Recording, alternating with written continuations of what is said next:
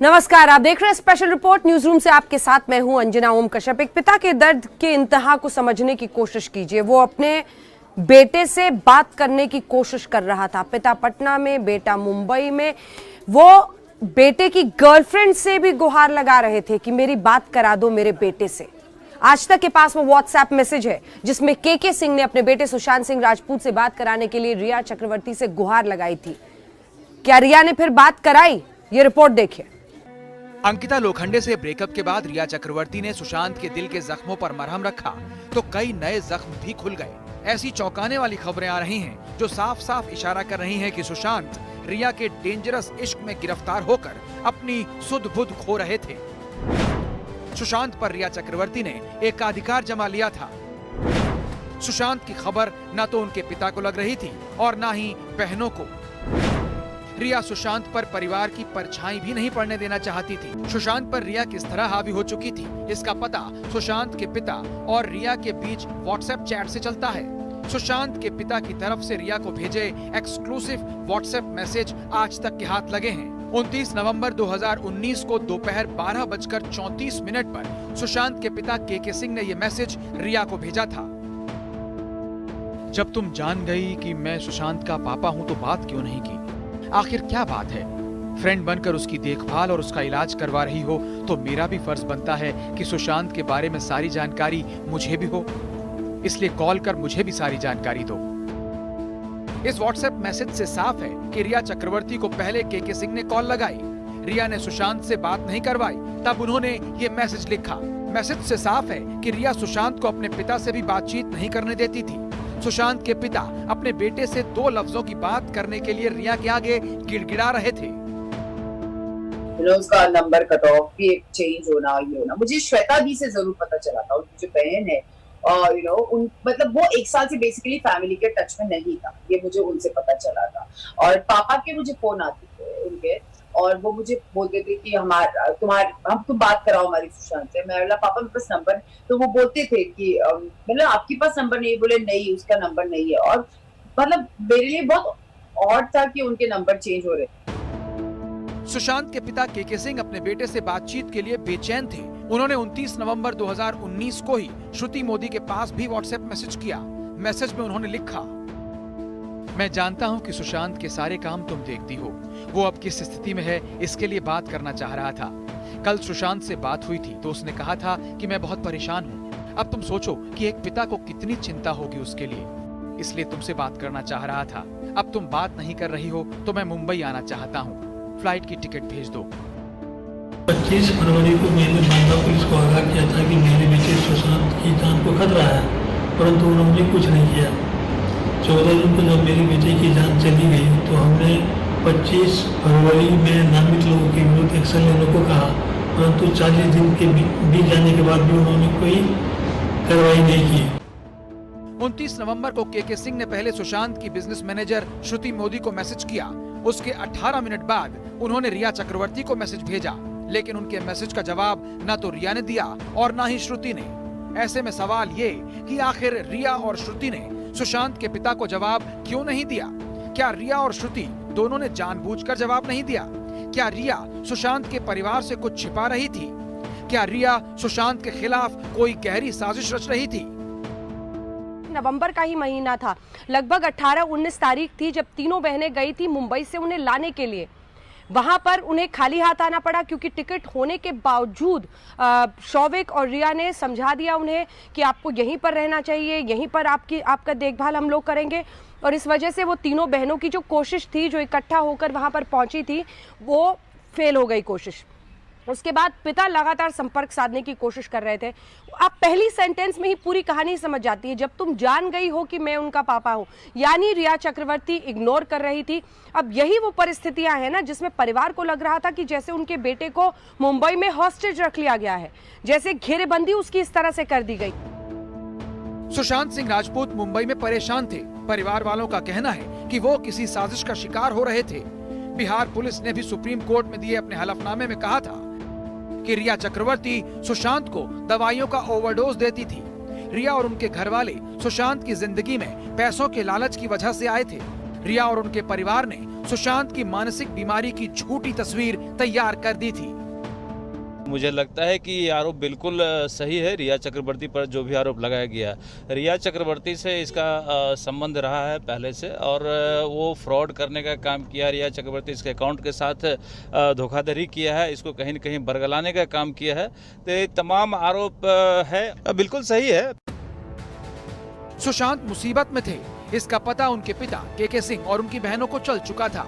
यही वजह थी कि वो सुशांत से मिलने और उनसे बातचीत करने के लिए छटपटा रहे थे। लेकिन रिया सुशांत और उनके परिवार के बीच शायद दीवार बनकर खड़ी थी। दिल्ली में अंजना ओम कश्यप के साथ आज तक ब्यूरो। सुशांत सिंह राजपूत की मौत के मामले में जांच कौन करेगा? बिहार पुलिस, महाराष्ट्र, मुंबई पुलिस या फिर सीबीआई?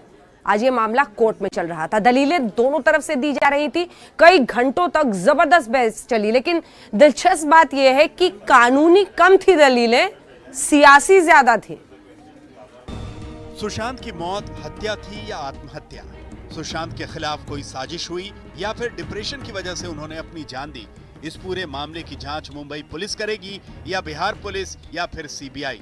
फैसला अब सुप्रीम कोर्ट को करना है। सुप्रीम कोर्ट ने सभी पक्षों की दलीलें सुनने के बाद अपना फैसला सुरक्षित रख लिया है। सुप्रीम कोर्ट में जस्टिस ऋषिकेश राय की अदालत में आज इस मामले में 3 घंटे तक गर्मा गर्म बहस हुई। रिया के वकील श्याम दीवान ने कहा, ये घटना मुंबई में हुई तो मामला पटना में क्यों दर्ज कराया गया?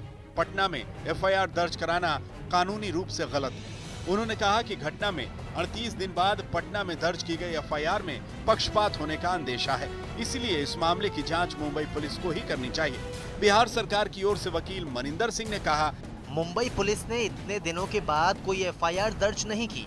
शुरुआती छानबीन के स्तर पर क्षेत्र अधिकार का मसला नहीं उठाया जा सकता। श्याम दीवान ने कहा, मुंबई पुलिस अब तक 56 लोगों के बयान दर्ज कर चुकी है। मौत के सभी कोणों की जांच मुंबई पुलिस कर रही है। बिहार सरकार के वकील मनिंदर सिंह ने कहा, जब तक छानबीन पूरी नहीं हो जाती और रिपोर्ट नहीं सौंपी जाती, तब तक मुकदमे की ट्रांसफर की अर्जी दाखिल नहीं की जा सकती। श्याम दीवान ने कहा, रिया सुशांत से प्यार करती थी और सुशांत की मौत के बाद से सदमे में है। अब उन्हें प्रताड़ित किया जा रहा है। जस्टिस ने रिया के वकील से पूछा, क्या आप चाहते हैं कि इस मसले की जांच सीबीआई करे? इस पर दीवान ने कहा, पहले इस मामले को मुंबई पुलिस को सौंपा जाए, सीबीआई जांच इसके बाद की बात है। हम बस निष्पक्ष जांच चाहते हैं।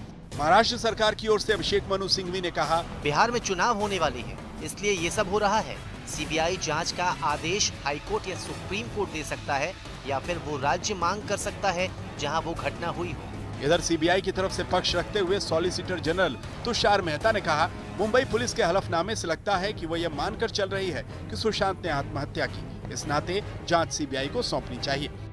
उधर सुशांत के पिता के सिंह के वकील विकास सिंह ने दलील दी कि महाराष्ट्र में शिवसेना सरकार है। शिवसेना वैसे भी बिहार के लोगों पर जुल्म ढाती रही है। ऐसे में मुंबई पुलिस निष्पक्ष जांच नहीं कर सकती।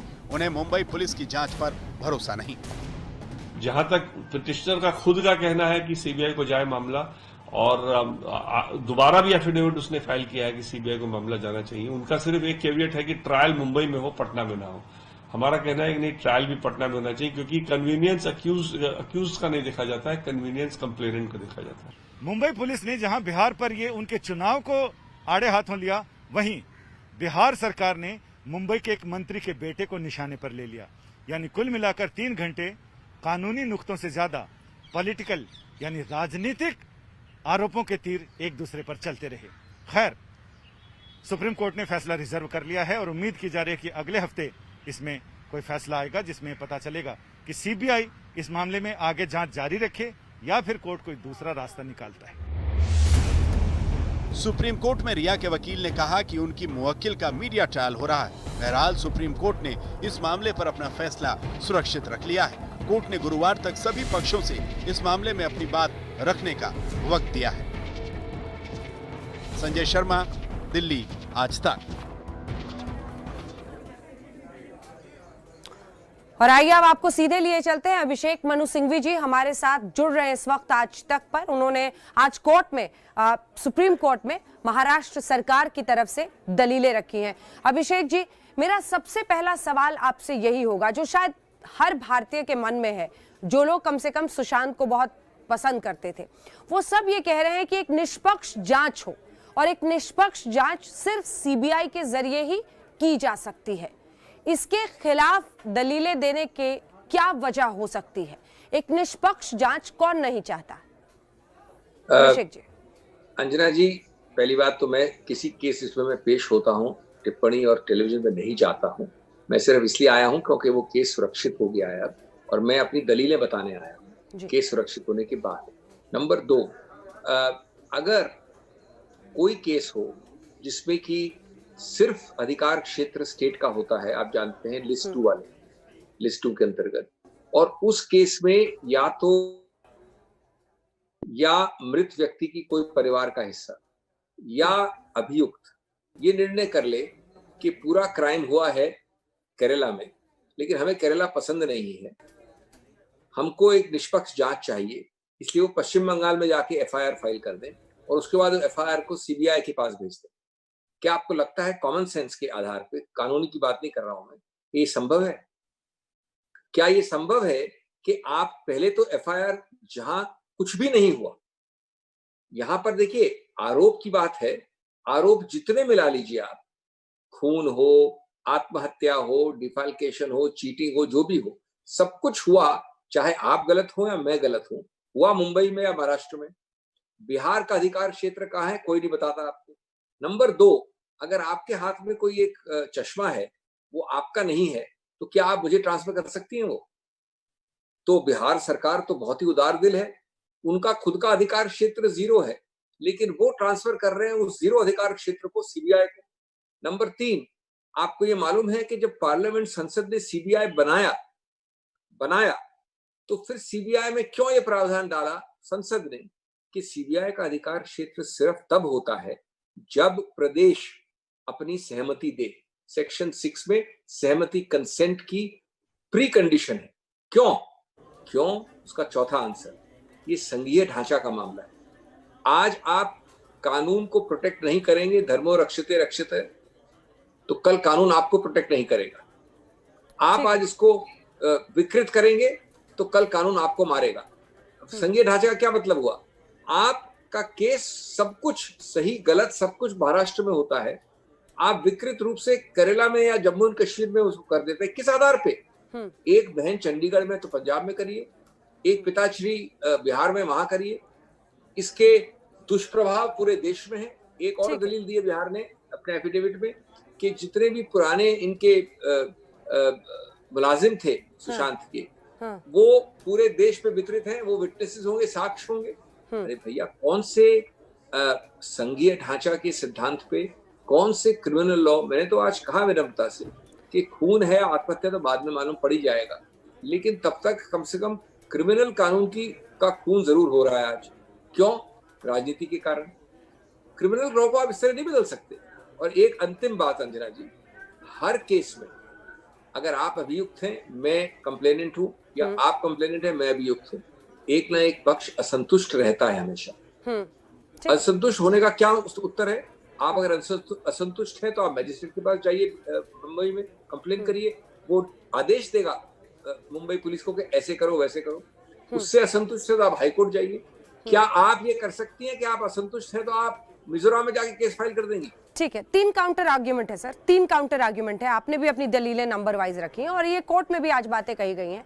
अगर पिता ये कहते हैं कि कॉजेटिव फैक्टर जो है वो पार्शियली बिहार में है, वही लीगल एयर है अब सुशांत सिंह राजपूत के पास, ये बहनें कहाँ चंडीगढ़ में रहती हैं और कौन केरल में रहता है उससे मतलब नहीं है। ये बात पिता और पुत्र की है। पिता बिहार में है, पिता पटना में है, ठीक है, ये नंबर 1 हुआ। तो पिता कह रहे हैं कि वहां पर केस दर्ज कराया उन्होंने। दूसरा, उनका कहना है कि इससे पहले उन्होंने मुंबई पुलिस को, जिसका उन्होंने मैसेजेस भी सामने रखा है, उन्होंने मुंबई पुलिस को अप्रोच किया था और मुंबई पुलिस ने किसी भी तरह से हस्तक्षेप करने से इनकार कर दिया। उन्होंने कहा था रिटन कंप्लेंट दीजिए। नंबर 3, महाराष्ट्र पुलिस जिस तरह से जी जान लगाकर परिवार के आरोपों को नजरअंदाज करके, परिवार की गुजारिशों को, पूरे देश में फैंस की गुजारिशों को नजरअंदाज करके सीबीआई जांच को स्टॉल कर रही है, मतलब मना कर रही है, पूरी तरह से इनकार कर रही है। इसके पीछे लोग शक और संदेह देखते हैं कि ऐसा क्यों। चौथा, सर एक इजाजत दे दीजिए और बोलने का।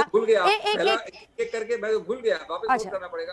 चलिए, पहला क्या था? पहला था कि पिता पटना में है, ये पूरे रिश्तेदारों की बात नहीं, पिता पटना में है, पार्शियल कॉजेटिव फैक्टर। नहीं अंजना जी, एक वाक्य बोली सर, मैं एक का जवाब दे रहा हूँ। ठीक, मैं चुनौती देता हूँ किसी वकील को और आम संज्ञान जो कॉमन सेंस कहा जाता है उसके आधार पर किसी भी व्यक्ति को, उसका दुष्प्रभाव यानी शौक मुझे लगा बिहार में या जम्मू एंड कश्मीर में, केरला में कौन से कानून के सिद्धांत के कौन से निर्णय के अंतर्गत वो बिहार को अधिकार क्षेत्र देता है। अगर 75 साल की भारतीय कानून में कोई एक लाइन बता दे कि दुष्प्रभाव क्या होता है, मुझे दुख हुआ, मेरे को डिप्रेशन हुआ, मैं शॉक में था, इस कारण पे आप बिहार पे कर सकते हैं, या आपकी कॉमन सेंस कहती है आपको ये? और अगर ये होने लगा तो आप क्या हर क्राइम में 5-5 प्रदेश का तहकीकात करेंगे?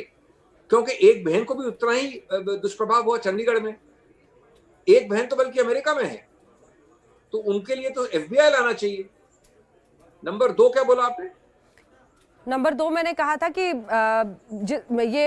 जो दूसरा सवाल मैंने पूछा था उसमें बाय एंड लार्ज यही था कि परिवार का ये कहना है, जिस तरह से CBI जांच वो मांग रहे हैं, क्यों महाराष्ट्र सरकार इसको पूरी ताकत के साथ इस तरह से उसको अपोज कर रही है, और मुंबई पुलिस को उन्होंने पहले अप्रोच किया था। अगर महाराष्ट्र सरकार पिछले 2 महीने 1.5 महीने से इसकी तहकीकात कर रही है, उसको आप बदनाम करना चाहते हैं, उससे आप केस छीन के अपने आप लेना चाहते हैं और उस अपने आप लिए हुए केस को ट्रांसफर करना चाहते हैं CBI को, तो क्या महाराष्ट्र को डिफेंड नहीं करना चाहिए? महाराष्ट्र ने अटैक किया है, डिफेंड कर रही है अपने आप को। एक दूसरा, अगर ये तर्क लगाया जाए तो ये तो डेस्परेशन 60 दिन बाद बिहार सरकार दिखा रही है, महाराष्ट्र सरकार नहीं दिखा रही है। केस छीनने की अगर आप बात कर रहे हैं तो जो एक उत्सुकता और पागलपन दिखा रहे हैं तो वो 2 लोग दिखा रहे हैं, बिहार सरकार और CBI। नंबर 3, जब सेक्शन 6 में लिखा है कि मेरी अनुमति के बिना आप CBI को नहीं दे सकते केस, और बिहार गलत रूप से FIR रजिस्टर करके ट्रांसफर कर रहा है, तो क्या हक अधिकार क्षेत्र नहीं है महाराष्ट्र का उसको डिफेंड करना और कोर्ट को बताना कि संघीय ढांचा पे आघात है? उसको आप कहते हैं उत्सुकता होगी महाराष्ट्र की। अभिषेक जी, आप तो वकील भी हैं, आप तो वकील भी हैं और आप पॉलिटिशियन भी हैं। आज तो कानूनी से ज्यादा सियासी बातें हुई हैं। सभी को पता है कि किस तरह से ये Bihar government versus Maharashtra government बन गया है, तो आप भी जानते हैं। लेकिन इस पूरी लड़ाई में सर 74 साल का एक बुजुर्ग पिता है, वो एक निष्पक्ष जांच मांग रहा है, वो तो पूरा मामला लटक के रह गया ना सर। हमने अपनी पूरी इन्वेस्टिगेशन जो 60 दिन में या 50 अभी तक जो भी दिन हुए हैं, 1.5 महीना या 1.25 महीना, उसकी पूरी पुस्तिका कोर्ट को दे दी। जो याचिका है मिस्टर के सिंह की और बिहार सरकार की, उसमें सिवाय ये कहना कि हम असंतुष्ट हैं और ये निकम्मा इन्वेस्टिगेशन है, एक तथ्य नहीं दिया है कि इन्वेस्टिगेशन तहकीकात में परवर्सिटी है। हमने पूरी कवर में दे दिए जज को, बिना ये फाइंडिंग दिए कि तहकीकात गलत है, आप बिहार में कर रहे हैं। अगर ये सिद्धांत है तो आपका कोई भी रिश्तेदार असंतुष्ट होकर बिहार में कर सकता है। अच्छा सर, ये बताइए कौन सा सिद्धांत है? ठीक है, आप ही बताइए। अगर बिहार पुलिस वहां से मुंबई पहुंच सकती है जांच के लिए, आप मुंबई पुलिस के अफसर को क्वारंटीन कर देते हैं पहुंचने पर, सुप्रीम कोर्ट भी इस पर सख्त टिप्पणी करती है, महाराष्ट्र पुलिस की तरफ से कोई नहीं जाएगा। इतने दिन बीत गए सर, एक बयान दर्ज करने के लिए पिता का कोई नहीं गया पटना में पिता से पूछने के लिए, और अलग अलग प्रोडक्शन हाउसेस को बुला रहे थे, और पिता का यह भी आरोप है कि मुझसे फोन पर पुलिस कह रही थी कि आप प्रोडक्शन हाउसेस का नाम लीजिए।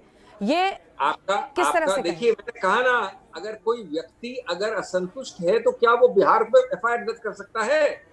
ये जो जितना भी कह रहे हैं पिताश्री, वो उन्होंने मजिस्ट्रेट या हाईकोर्ट में मुंबई में क्यों नहीं दर्ज की कोई याचिका? मुंबई मजिस्ट्रेट और मुंबई हाईकोर्ट डांट लगाएगा मुंबई पुलिस को, बिहार में रजिस्टर थोड़ी हो गया FIR। नंबर दो, आपको ये मालूम है कि आज तक एक भी कंप्लेंट नहीं है, और उस के सिंह साहब और बिहार सरकार के हलफनामे में एक बड़ा इंटरेस्टिंग रोचक वाक्य है जिससे सब कुछ सिद्ध हो जाता है। उस एक भी, मैं महाराष्ट्र सरकार और पुलिस की तरफ से जिम्मेवाराना स्टेटमेंट दे रहा हूं, क्योंकि अगर एक भी कंप्लेंट हमारे पास है तो हम हॉल हो सकते हैं कंटेम्प्ट में और परजरी में। मैं झूठ बोल रहा हूं, मैं दोहरा रहा हूँ, एक कंप्लेंट नहीं की है, 2 महीने से नहीं।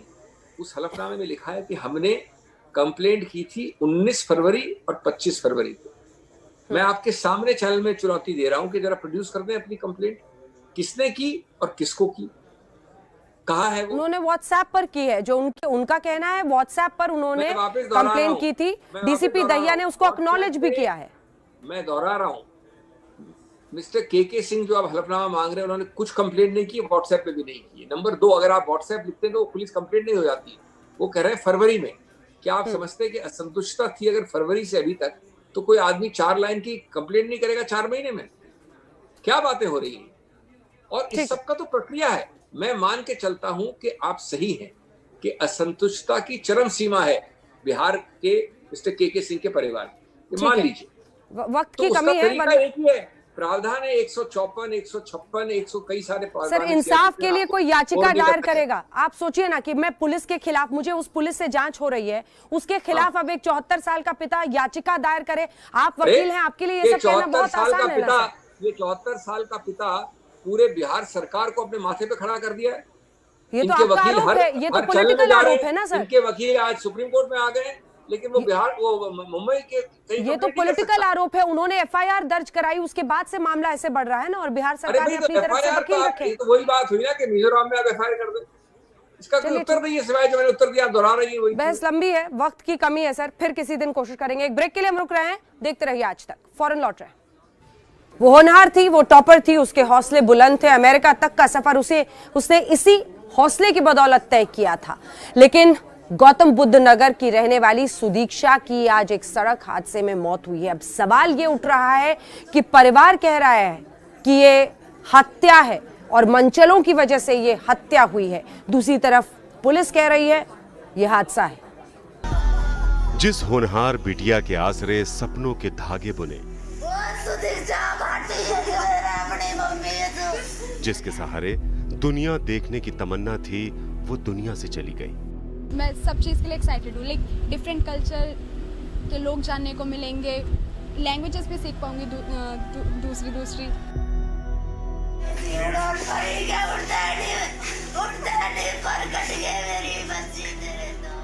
गौतम बुद्ध नगर जिले के डेरी स्कनर गांव की सुदीक्षा भाटी की बुलंदशहर में सड़क हादसे में जान चली गई।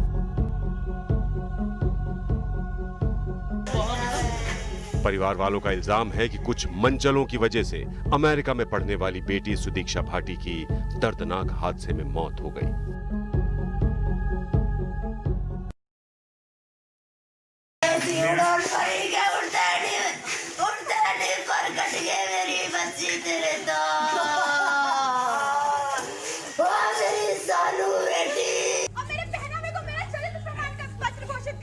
सुदीक्षा बड़ी ही होनहार थी।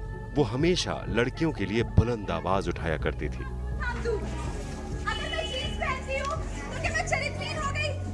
आपको आगे बताएंगे कि सुदीक्षा भाटी के साथ क्या हुआ, परिवार और पुलिस की थ्योरी क्यों नहीं मेल खा रही है। लेकिन सबसे पहले सुदीक्षा के इस वीडियो को जरा गौर से देखिए।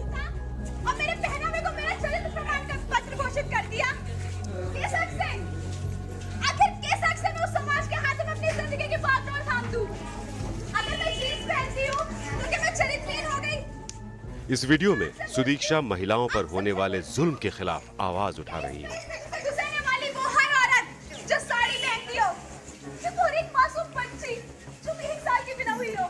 इस वीडियो में छेड़खानी के खिलाफ हल्ला बोल रही है, समाज को जगाने की कोशिश कर रही है, लोगों की खामोशी पर सवाल उठा रही है।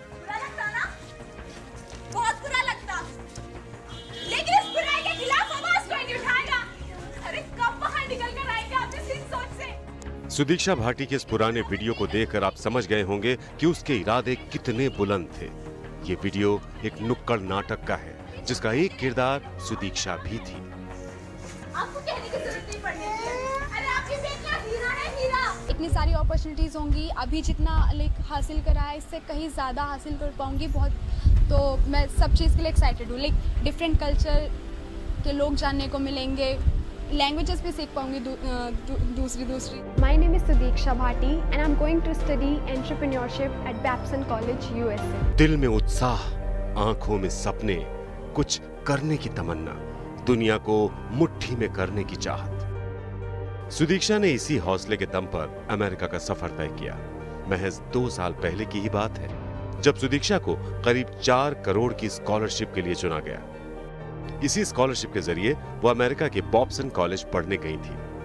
उसने HCL फाउंडेशन के स्कूल विद्या ज्ञान से पढ़ाई की थी। 2018 CBSE बोर्ड में 98% नंबर आए। सुदीक्षा बेहद ही गरीब परिवार से थी। पिता चाय बेचते थे, लेकिन गरीबी कभी सपनों के सामने दीवार बनकर आई भी तो सुदीक्षा के इरादे को नहीं डिगा सकी। सुदीक्षा के पिता की माने तो उनकी बिटिया का सपना IAS बनने का था। सुदीक्षा को मेरे मन में जो था, जैसे उसकी वो थी सोच, और मेरी जो सोच थी वो IAS की थी, तो बच्ची IAS बने। सपने बड़े बड़े थे, लेकिन वक्त से पहले ही टूट गए। सुदीक्षा के चाचा का इल्जाम संगीन है। वो अपने बेटे का स्कूल सर्टिफिकेट लेने के लिए बाइक से बुलंदशहर जा रहे थे। रास्ते में सुदीक्षा के मामा का घर पड़ता है। इस वजह से सुदीक्षा भी उनके साथ बाइक पर आ गई। रास्ते में बुलेट सवार मनचले औरंगाबाद के करीब रास्ते में तंग कर रहे थे। इसी बीच मनचले सुदीक्षा की बाइक के ठीक सामने आ गए और ब्रेक लगा दिया, जिसके बाद सुदीक्षा जिस बाइक पर बैठी थी वो मनचले की बाइक से टकरा गई। सुदीक्षा बाइक से छिटक कर पीछे गिर गई और उसकी मौत हो गई। बाइक तो मैं ही चला रहा था, वो बैठा था, और पुलिस इस ट्वीट को कर रही है, उस पे को पुलिस वो में जोर दवा उस पे डाल रही है कि बाइक भाई चला रहा था या अंकल चला रहा था। उस पे जोर नहीं दे रही का वो मनचले जो हमारे साथ में दुर्घटना घटी है उस पे कोई कार्रवाई करने की कोशिश करने रहे हैं, लेकिन इस पे को ये कर रहे हैं कि भाई चला रहा था बाइक। जब सुदीक्षा की मौत हुई तो उस वक्त चश्मदीद हेमंत शर्मा भी मौके पर थे। हेमंत के फोन से सुदीक्षा के परिवार ने अपने घर वालों को पूरी घटना की जानकारी दी थी। जहाँ ये हादसा हुआ वहाँ से 20-25 मीटर की दूरी पे मैं था। उसके बाद में जब मैं वहाँ पहुँचा तो उसमें बुलेट वाले ने इमरजेंसी ब्रेक लिए, जो औरंगाबाद की तरफ से दूध का टैंकर आ रहा था, उसे बचाने के लिए उसने इमरजेंसी ब्रेक लिए। जो एक लड़का और लड़की बुलेंसिया की तरफ से आए थे, उसकी बाइक बुलेट में पीछे से ठुकी, जिससे लड़की भाई मौके पे गिर गई थी और ऑन द स्पॉट वो खत्म हो गई थी। सुदीक्षा भाटी मामले का चश्मदीद यही वो शख्स है जो घटनास्थल पर सबसे पहले पहुंचा था, जिसके फोन से निगम भाटी ने परिवार वालों को सूचना दी थी। इसके मुताबिक बुलेट सवार ने जब इमरजेंसी ब्रेक लगाया तब अचानक पीछे से आ रही इनकी बाइक से टक्कर हुई और वो गिर पड़े। लड़की की ऑन द स्पॉट मृत्यु हो गई, जबकि इन दोनों को अस्पताल भेजा गया। एक होनहार बिटिया तो चली गई, लेकिन कई सवाल छोड़ गई। परिवार ने जो इल्जाम लगाए हैं उसका जवाब यूपी पुलिस को देना बाकी है। कुमार कुणाल, ग्रेटर नोएडा, आज तक। हत्या या फिर हादसा, पेच कई हैं। सबसे बड़ा सवाल यही है कि आखिर सुदीक्षा जिस बाइक पर बैठी थी उसे चला कौन रहा था? क्या उसके चाचा चला रहे थे या फिर नाबालिग भाई? अब ये मामला महिला आयोग में पहुंच गया है। क्या सुदीक्षा की मौत मनचलों की वजह से हुई? क्या सुदीक्षा की मौत महज एक सड़क हादसा है? इन्हीं सवालों के इर्द गिर्द घूम रही है एक टॉपर बेटी की मौत की जांच। इस कहानी में कई पेच हैं।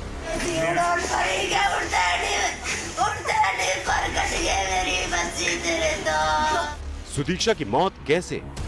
सुदीक्षा के चाचा ने दावा किया कि बुलंदशहर के औरंगाबाद जाते वक्त मनचलों की वजह से हादसा हुआ। जा रहे थे तो जाते समय हमने बुलंदशहर पार करा। बुलंदशहर पार करने के पास में समथिंग, मेरे को याद नहीं है कौन सी जगह है वो, लेकिन कुछ लड़के पीछे से बुलेट बाइक पे आए और हमारे आगे पीछे वो करने लगे, कभी आगे कभी पीछे। मैंने अपनी बाइक मंदी की, उन्होंने फिर एकदम तेजी से आगे निकाली। तेजी से आगे निकालने के बाद में फिर हमने थोड़े आगे गए तो उन्होंने फिर अपनी बाइक मंदी करके पीछे की। पीछे करने के बाद में फिर एकदम वो हमसे एकदम आगे निकले, उन्होंने एकदम ब्रेक मारे। ब्रेक मारने के बाद में मैंने भी ब्रेक मारे और वो ब्रेक मार के आगे, लेकिन हम बाइक से गिर चुके थे।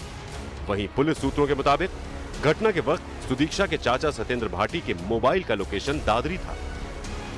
कहानी में दूसरा मोड़ सुदीक्षा के चाचा के बयान से ही आया है। सुदीक्षा के चाचा का दावा है कि बाइक वो चला रहे थे, जबकि जिलाधिकारी के मुताबिक बाइक सुदीक्षा का भाई चला रहा था, लेकिन नाबालिग होने की वजह से इस बात को छिपाया जा रहा है। मौके पर उपस्थित लोगों एवं कुछ और लोग जिनके पास सच्ची जानकारी थी उनसे वार्ता की गई। इसमें पता लगा कि वह अपने छोटे भाई जो कि नाबालिग थे उनके साथ बाइक में बैठ के अपने मामा के घर जा रही थी। बाइक मैं ही चला रहा था, हम तीनों साथ में थे। बाइक तो मैं ही चला रहा था, वो बैठा था। और पुलिस इस ट्वीट को कर रही है, उस पे को पुलिस वो में जोर दबाव उस पे डाल रही है कि बाइक भाई चला रहा था या अंकल चला रहा था। सुदीक्षा के भाई के बयान से भी लगता है कि बाइक वही चला रहा था। माने जो आगे निकल गो, माने जो एकदम से इमरजेंसी माने ब्रेक मारे और हमारी 30 की स्पीड होगी। वो आदमी उन्हें सब पता हो जो आगे जा रहे हैं उनके खड़े उन्हें पता हो 30 की बहुत मंदी बाइक चल रही है हमारी, तो एकदम मुश्किल में जाएगा। हमारी गाड़ी कौन सी थी? हमारी कौन सी गाड़ी थी? बुलेट। अब आइए सुनते हैं उस पुलिसकर्मी का बयान जो हादसे के वक्त मौके पर पहुंचा। मौके पर हम आए तो लड़की एक साइड में बेहोश पड़ी थी और काफ़ी भीड़ इकट्ठा हो रही थी। एम्बुलेंस आ गई और उसको और वह उसके भाई को एम्बुलेंस में CHC लखावटी भेज दिया गया। अच्छा, लड़की बेहोश थी? लड़की बेहोश थी शायद। सुदीक्षा के परिवार का आरोप है कि मनचलों की वजह से बाइक पलटी जिसमें सुदीक्षा की जान चली गई, जबकि पुलिस का कहना है कि हादसे के वक्त परिवार ने ऐसा कोई बयान नहीं दिया था। सामने से एक बुलेट मोटरसाइकिल जा रही थी। ट्रैफिक के कारण बुलेट मोटरसाइकिल ने अचानक ब्रेक लिया। ब्रेक लेने के बाद ये मोटरसाइकिल जिसमें भाई बहन थे वो जा करके उससे टकराई और टकराने के बाद लड़की की गिरने से दुखद मृत्यु हो गई। तत्काल डेड बॉडी को पोस्टमार्टम वगैरह के लिए भेजा गया, आगे की कार्रवाई की गई। उस समय भाई ने अथवा प्रत्यक्षदर्शी किसी ने छेड़छाड़ आदि की बात नहीं बताई थी और ये बताया था कि इसी तरह से एक्सीडेंट की घटना घटित हुई है। भाई या प्रत्यक्षदर्शी ने किसी ने छेड़छाड़ की बात उस समय नहीं कही। पुलिस और परिवार के अपने अपने तर्क हैं, लेकिन इस सब के बीच ये मामला राष्ट्रीय महिला आयोग के दरवाजे तक पहुंच गया है। राष्ट्रीय महिला आयोग ने यूपी के DGP को चिट्ठी लिखकर कहा है कि इस मामले की पारदर्शिता के साथ जांच हो। बुलंदशहर से मुकुल शर्मा, ग्रेटर नोएडा से कुमार कुणाल के साथ आशुतोष मिश्रा, दिल्ली आज तक। रुक रहे इसी के साथ एक ब्रेक के लिए। ब्रेक के उस पार नहीं रहे राहत इंदौरी साहब, देखते रहिए स्पेशल रिपोर्ट। नहीं रहे मशहूर शायर राहत इंदौरी। उनकी तबीयत खराब थी, उन्होंने खुद ही जानकारी दी थी कि उन्हें कोरोना हो गया है। इस बीच अस्पताल में उनका इलाज चल रहा था, लेकिन बताया जा रहा है हार्ट अटैक की वजह से आज वो चले गए। जिंदगी की हर कहानी बेअसर हो जाएगी, जिंदगी की हर कहानी बेअसर हो जाएगी। हम ना होंगे तो ये दुनिया दरबदर हो जाएगी। वो शायरी की सुबह थे, शायरी की शाम थे। दोपहर और रात भी उस शायर के नाम थे। हमारी तरह हथेली पे जान थोड़ी है, हमारी तरह हथेली पे जान थोड़ी है, सभी का खून है शामिल। यहां की मिट्टी में किसी के बाप का हिंदुस्तान थोड़ी है। उनके बिना तो हर महफिल बेजान थी। हम अपनी जान के दुश्मन को अपनी जान कहते हैं। शब्दों की बाजीगरी ही उनकी पहचान थी। अपनी जान कहते हैं। मोहब्बत की इसी मिट्टी को हिंदुस्तान कहते हैं। कुछ ऐसी शख्सियत थे राहत इंदौरी। जब तक हमारे बीच थे तब तक महफिलों में उनके नाम की आवाज गूंजती रही। अब उनके अलविदा कह देने से सन्नाटा पसर गया है। इंदौर के रहने वाले राहत इंदौरी ने अंतिम सांस ले ली। वो कोरोना से संक्रमित हो गए थे। उन्हें इंदौर के अरविंदो अस्पताल में रविवार की रात भर्ती कराया गया था। तब डॉक्टरों ने कहा कि खतरे की कोई बात नहीं, लेकिन आज वो मनहूस घड़ी आ गई। हार्ट अटैक की वजह से उन्होंने अलविदा कह दिया। उनकी जादुई आवाज कानों में मिठास घोल देती थी। तेरी हर बात मोहब्बत में गवारा करके दुनिया इन्हें मुशायरे का लुटेरा कहती थी। अब वही लुटेरा शायरी के कतरानों को भावुक कर गया। फेंक दिया है मैंने चंद मिट्टी के चिरागों को सितारा करके। राहत इंदौरी के बिना मुशायरा बेजान था। सिर्फ मुशायरा ही क्यों, कई बॉलीवुड फिल्मों के लिए उनके गीत भी उनकी शायरी के सच्चे हस्ताक्षरों में शुमार राहत इंदौरी अब हमारे बीच नहीं है। लेकिन उनका शायराना अंदाज सदियों तक उनकी याद दिलाता रहेगा। हर एक रोग का नुस्खा ज़बानी याद है मेरे मुंह से, जख्म निकला उसने नाखून कह दिया। लखनऊ से कुमार अभिषेक और भोपाल से रवीश पाल सिंह के साथ धर्मेंद्र शर्मा, इंदौर, आज तक। सांवली रंगत को जा। इसी के साथ स्पेशल रिपोर्ट में इतना ही। देश दुनिया की बाकी खबरों के लिए आप देखते रहिए आज तक। नमस्कार, मैं हूं अंजना ओम कश्यप। हमें उम्मीद है ये वीडियो आपको पसंद आया होगा। लेटेस्ट खबरों के लिए यूं ही देखते रहिए आज तक, और इस वीडियो के पसंद आने पर लाइक, शेयर एंड सब्सक्राइब करना ना भूलें।